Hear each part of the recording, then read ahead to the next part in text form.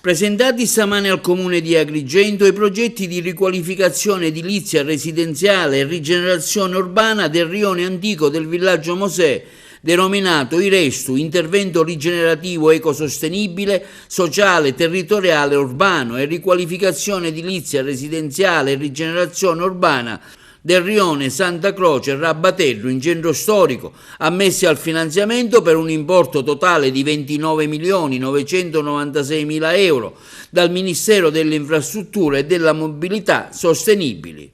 Presenti il sindaco Franco Miccichè, il vice sindaco Trupia, l'assessore alla programmazione Gerlando Principato.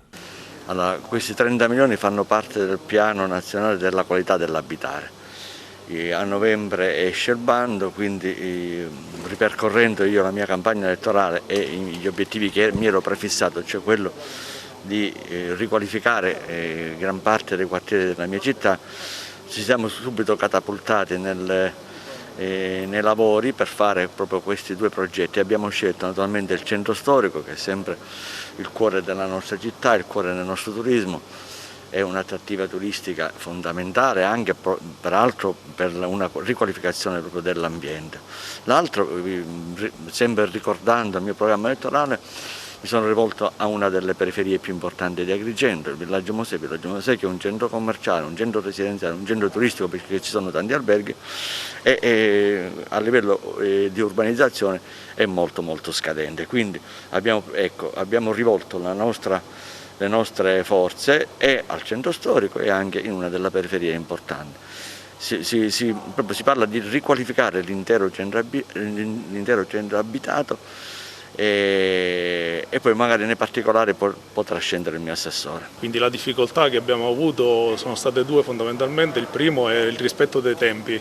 Ricordiamo che noi ci siamo insediati ovviamente ad ottobre, ci siamo trovati subito la pubblicazione in Gazzetta di questo bando, quindi che prevedeva una prima iscrizione da parte dell'ente e una proposta in tempi brevi con una consegna di due progetti entro marzo. Quindi abbiamo dovuto studiare nel dettaglio tutta quella che era la fase di progettualità prevista, che ovviamente ha una sola tematica, quella di non creare nuove strutture, di riqualificare l'area. Il piano infatti si chiama Piano Nazionale Qualità dell'Abitare, migliorando quello che è il contesto dell'abitare in due centri storici, nel centro storico e nel villaggio Mosè, dove fondamentalmente che cosa facciamo? Cerchiamo di risanare quello che ovviamente è stato abbandonato, riqualifichiamo le vie, riqualifichiamo gli accessi, diamo anche un contesto più tecnologico dal punto di vista di una ricerca di fotovoltaico, il recupero dell'acqua in alcune condizioni e soprattutto creiamo delle nuove zone verdi, delle aree di parcheggio. Quella è l'idea fondamentale per aver avuto un punteggio che ci ha permesso di essere vincitori, ricordo, non solo di un progetto ma di due progetti. Sono due progetti differenti e stanno camminando ovviamente pari passo in un'unica direzione programmatica da parte del sindaco. In quest'ottica si recuperano molte aree e si danno anche delle aree verdi e soprattutto si recupera anche quello che è un aspetto sociale che in molti quartieri spesso viene dimenticato, cioè si mette in risalto quello che è la struttura edilizia ma non si lascia poi agli abitanti dello stesso quartiere la possibilità di poter vivere nel sociale il loro centro. La riqualificazione dell'abitato comprende il recupero di alcune zone dove è possibile, ma anche la distruzione e l'eliminazione per creare nuove aree verdi, nel caso in cui ci siano degli elementi che ovviamente oggi non possono essere recuperati o il loro recupero costituisce un gran costo.